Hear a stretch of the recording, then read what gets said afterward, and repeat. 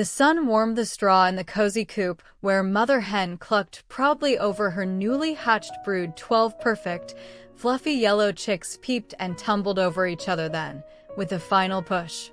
The 13th chick emerged. A hush fell over the watching barnyard. This chick was a euro different. Instead of soft yellow down, it was covered in awkward, mottled gray and brown fluff. Its legs seemed too long, its neck distinctly longer and thinner than its siblings, and its feet were larger, less dainty. Mother Hen blinked, then nuzzled it gently. "Welcome, little one," she murmured, though a flicker of worry crossed her eyes. The other chicks stared, their tiny heads tilted in confusion. Life in the coop quickly became challenging for the different chick.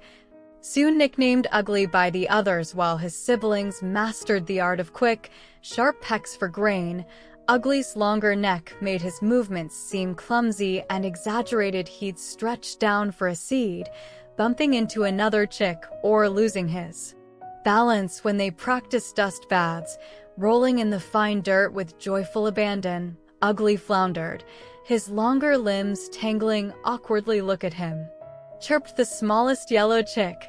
"Bonnie, he bathes like a falling starfish."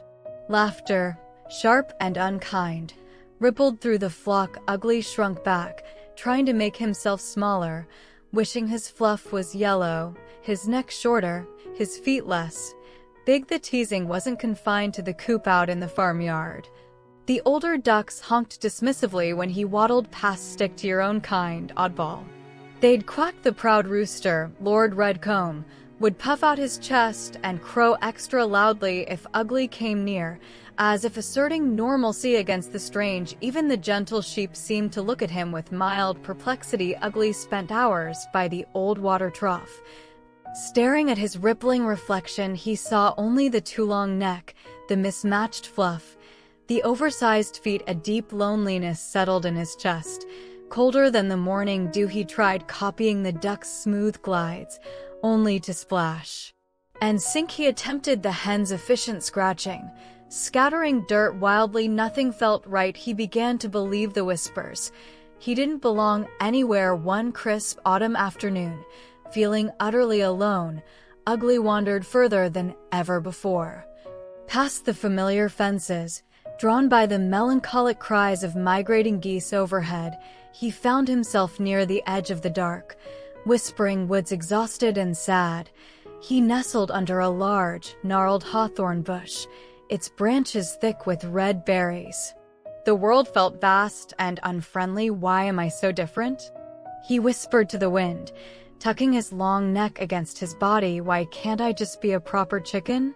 Tears welled in his eyes as the sounds of the distant farm, the comforting clucks, the rooster's crow, felt like a world he was forever shut out from. He shivered, not just from the chill, but from the weight of his own strangeness. Days turned into weeks hiding near the woods. Ugly learned to forage for himself, discovering that his long neck was perfect for plucking juicy berries from high bushes and catching insects. His siblings could never reach his larger feet, though clumsy in the dust bath, were surprisingly good at digging up tasty roots in the soft earth near the stream. He grew stronger, leaner, his awkward fluff gradually replaced by sleeker, speckled feathers of warm brown and soft gray. He missed the warmth of the coop, but the constant sting of rejection was worse. He began to find a quiet rhythm in solitude, listening to the owls and the rustling leaves, a different kind of peace settling over him. He was still different,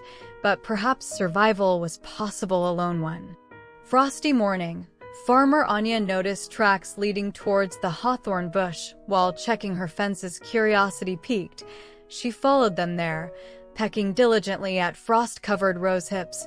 Was a bird she didn't immediately recognize. It was tall for a chicken, with a graceful neck and striking plumage. "Well, hello there," she said softly. Kneeling, Ugly froze, ready to bolt, but Anya's voice was kind, her movements slow. She gently scattered some corn from her pocket. "My goodness," she breathed, a smile spreading across her face as she looked closer. "You're no ugly duckling, are you? Nor just a weird chicken. You're a beautiful Brahma chick, all the way from across the ocean. However did you get here?" The unfamiliar word, Brahma, hung in the air. It didn't sound like an insult. Gently, Anya coaxed the now handsome bird back towards the barnyard. News traveled fast. The chickens gathered, murmuring they saw the tall, stately bird with the elegant neck and the feathered feet, walking calmly beside the farmer. His speckled feathers gleamed in the winter sun. Bonnie, the little yellow hen, stepped forward, her eyes wide. You came back? She peeped. Ugly, the Brahma, looked around at the faces that had once mocked him. He saw curiosity now, perhaps even awe. He didn't feel clumsy anymore. He felt himself. He gave a soft, low cluck, a sound deeper and richer than the other hens. I suppose I did, he murmured. Mother hen pushed through the crowd, her eyes shining. My strange, wonderful chick, she clucked, nuzzling his feathered legs that night as the coop settled. Ugly stretched his long neck comfortably. He wasn't an ugly duckling. He wasn't just a weird chicken. He was Gulliver, the Brahma rooster. Different, yes, but finally home. And his unique, resonant cluck blended softly with the familiar sounds of his flock, a new note in their nighttime lullaby.